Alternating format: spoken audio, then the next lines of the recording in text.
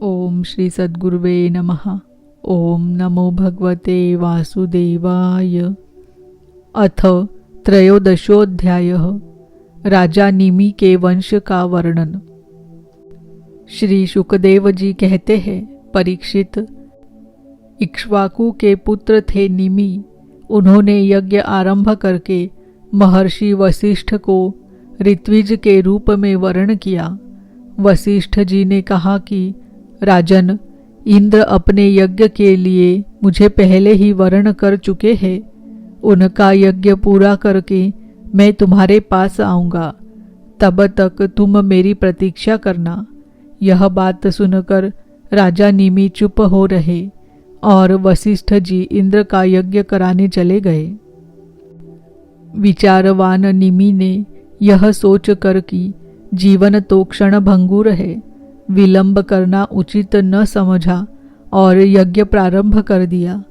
जब तक गुरु वशिष्ठ जी न लौटे तब तक के लिए उन्होंने दूसरे ऋत्विजों को वर्ण कर लिया। गुरु वशिष्ठ जी जब इंद्र का यज्ञ संपन्न करके लौटे तो उन्होंने देखा कि उनके शिष्य निमि ने तो उनकी बात न मानकर यज्ञ प्रारंभ कर दिया है। उस समय उन्होंने शाप दिया कि निमि को अपनी विचारशीलता और पांडित्य का बड़ा घमंड है, इसीलिए इसका शरीरपात हो जाए। निमि की दृष्टि में गुरु वशिष्ठ का यह शाप धर्म के अनुकूल नहीं, प्रतिकूल था। इसीलिए उन्होंने भी शाप दिया कि आपने लोभवश अपने धर्म का आदर नहीं किया, इसीलिए आपका शरीर भी गिर जाए। यह कहकर आत्मविद्या में निपुण निमि ने अपने शरीर का त्याग कर दिया। परीक्षित, इधर हमारे वृद्ध प्रपितामह वशिष्ठ जी ने भी अपना शरीर त्याग कर मित्रा वरुण के द्वारा उर्वशी के गर्भ से जन्म ग्रहण किया। राजा निमि के यज्ञ में आए हुए श्रेष्ठ मुनियों के राजा के शरीर को सुगंधित वस्तुओं में रख दिया। जब सत्र याग की समाप्ति हुई और देवता लोग आए तब उन लोगों ने उनसे प्रार्थना की, महानुभावों, आप लोग समर्थ हैं, यदि आप प्रसन्न हैं तो राजा निमि का यह शरीर पुनः जीवित हो उठे। देवताओं ने कहा, ऐसा ही हो। उस समय निमि ने कहा, मुझे देह का बंधन नहीं चाहिए। विचारशील मुनिजन अपनी बुद्धि को पूर्ण रूप से श्री भगवान में ही लगा देते हैं और उन्हीं के चरण कमलों का भजन करते हैं। एक न एक दिन यह शरीर अवश्य ही छूटेगा।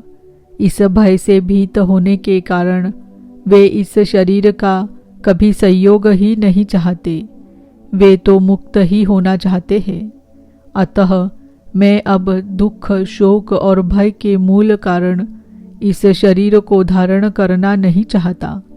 जैसे जल में मछली के लिए सर्वत्र ही मृत्यु के अवसर है, वैसे ही इस शरीर के लिए भी सब कहीं मृत्यु ही मृत्यु है। देवताओं ने कहा, मुनियों, राजा निमि बिना शरीर के ही प्राणियों के नेत्रों में अपनी इच्छा के अनुसार निवास करे। वे वहाँ रहकर सूक्ष्म शरीर से भगवान का चिंतन करते रहे। पलक उठने और गिरने से उनके अस्तित्व का पता चलता रहेगा। इसके बाद महर्षियों ने यह सोचकर कि राजा के न रहने पर लोगों में अराजकता फैल जाएगी, निमि के शरीर का मंथन किया। उस मंथन से एक कुमार उत्पन्न हुआ। जन्म लेने के कारण उसका नाम हुआ जनक। विदेह से उत्पन्न होने के कारण वैदेह और मंथन से उत्पन्न होने के कारण उसी बालक का नाम मिथिल हुआ। उसी ने मिथिलापुरी बसाई। परीक्षित, जनक का उदावसु, उसका नंदीवर्धन, नंदीवर्धन का सुकेतु, उसका देवरात, देवरात का बृहद्रथ, बृहद्रथ का महावीर्य, महावीर्य का सुधृति, सुधृति का धृष्टकेतु, धृष्टकेतु का हर्यश्व और उसका मरु नामक पुत्र हुआ।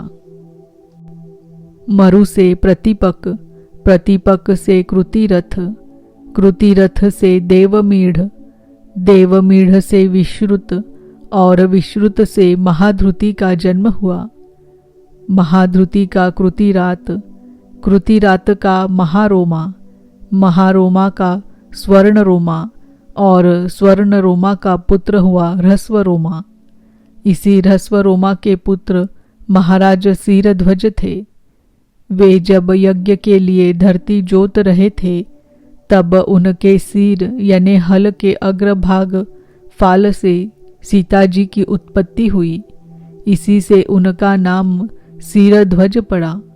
सिरध्वज के कुशध्वज, कुशध्वज के धर्मध्वज और धर्मध्वज के दो पुत्र हुए, कृतध्वज और मितध्वज। कृतध्वज के केशीध्वज और मितध्वज के खांडिक्य हुए। परीक्षित, केशीध्वज आत्मविद्या में बड़ा प्रवीण था, खांडिक्य था कर्मकांड का मर्मज्ञ। वह केशीध्वज से भयभीत होकर भाग गया।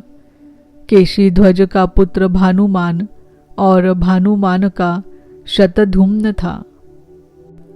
शतधूम्न से शुचि, शुचि से सनद्वाज, सनद्वाज से ऊर्ध्वकेतु, ऊर्ध्वकेतु से अज, अज से पुरुजित, पुरुजित से अरिष्टनेमि, अरिष्टनेमि से श्रुतायु, श्रुतायु से सुपार्श्वक, सुपार्श्वक से चित्ररथ और चित्ररथ से मिथिलापति क्षेमधि का जन्म हुआ।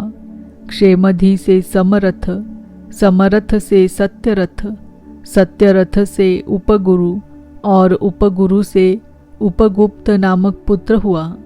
यह अग्नि का अंश था। उपगुप्त का वस्वनंत, वस्वनंत का युयुध, युयुध का सुभाषण, सुभाषण का श्रुत, श्रुत का जय, जय का विजय और विजय का ऋत नामक पुत्र हुआ। ऋत का शुनक, शुनक का वीतहव्य, वीतहव्य का धृति, धृति का बहुलाश्व, बहुलाश्व का कृति और कृति का पुत्र हुआ महावशी। परीक्षित, ये मिथिल के वंश में उत्पन्न सभी नरपति मैथिल कहलाते हैं। ये सब के सब आत्मज्ञान से संपन्न एवं गृहस्थाश्रम में रहते हुए भी सुख दुख आदि द्वंद्वों से मुक्त थे। क्यों न हो, याज्ञवल्क्य आदि बड़े बड़े योगेश्वरों की इन पर महान कृपा जो थी। इति श्रीमद्भागवते महापुराणे पारमहंस्याम संहितायां नवम स्कंधे निमिवंशानुवर्णनं नाम त्रयोदशोऽध्यायः। ओम नमो भगवते वासुदेवाय।